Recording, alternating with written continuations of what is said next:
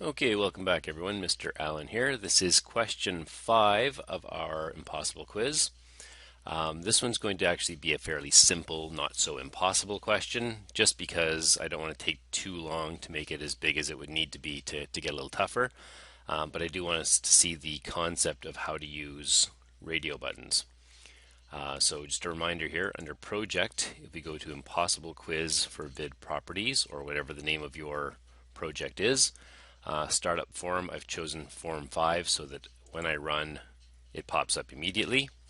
A quick little message to start. It says memorize the color pattern. Normally, of course, this will pop up after I finish the previous question, which was the maze.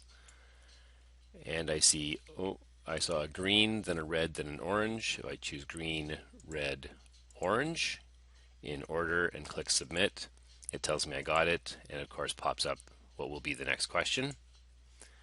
Try running it one more time here.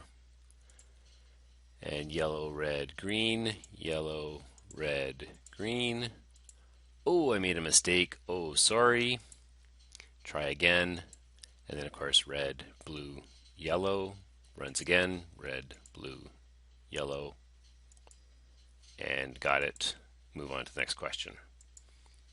So we'll take a look at the code here. I guess first thing, here's the design screen.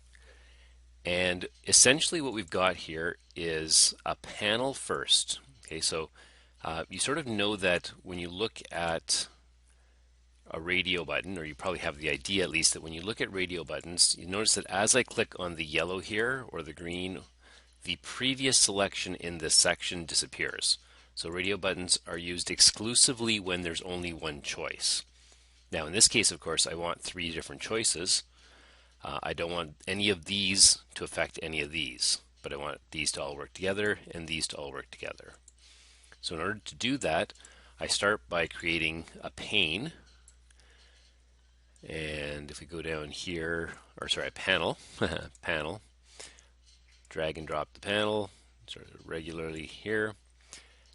And then basically to get the initial radio buttons, go down to radio button, drag and drop it onto that panel, and you'll notice that as I move the panel around, that radio button goes with it because it's now locked to the panel. If I press Control C for copy, click on the panel again and paste, I now have 2 buttons on that panel, and of course I can continue the same way. I have a 3rd button on that panel. And I'm thinking now that if I were to run this, I have a 3rd set of radio buttons here that work independently of any of the others. Okay, so sort of that was how I set up my initial panels, or my initial panel, the first one over here, renamed it red, orange, yellow, and so on so that it looked good. And then once you have it all selected all together, right click, copy, and then right click and paste, and of course it all comes up as a complete panel that you can drag and place as you need to.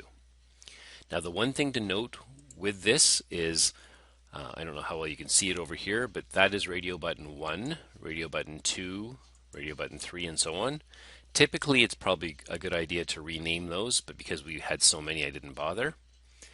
When I copied and pasted though, this is button 19, this is button 20. I don't know exactly why it happens, but I find it often will reverse the order of things when you copy and paste them. So just be aware that as you're working with these, this is not radio button 7 like you might have expected. This is 1, 2, 3, 4, 5, and 6 down to here. But then this is 7 here, 8, 9, 10, 11, 12. This is 13, 14, 15, and so on, if you haven't made any different mistakes kind of as you went through this. So the plan originally was to have 5 panels. I was going to sort of do 3 and then have you do 2 more, but it does take a fair bit of time. So if you can get 3 working, that's all you'll worry about now. Of course, if this were going to be a major project for you, you'd probably go a little bit longer to make sure that the question was a bit trickier.